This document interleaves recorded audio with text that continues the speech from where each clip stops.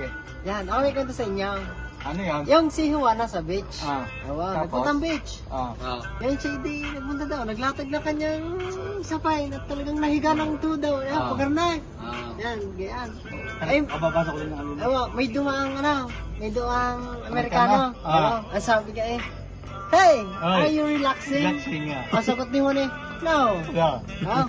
Mamaya, may dumaang China. China. Oo, sabi ka Relaxing na lang. hey, are you relaxing? Ah. No, I'm not.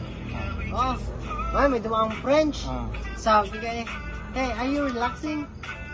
No, I'm not No. relaxing. Ay, nayamot na si Juan. Lumakad na siya. Hindi, tumayo. Tumaya, lumakad na. Naglakad-lakad. Lakad. Sabi niya, May dumang Koreana. Tapos nakita niyo Koreano. Koreano, nakahiga. Hindi, nakahiga. Nakahiga. Sabi niya, hey, Ano sabi? ano sabi niya are you relaxing? Ah. Yes, I'm relaxing.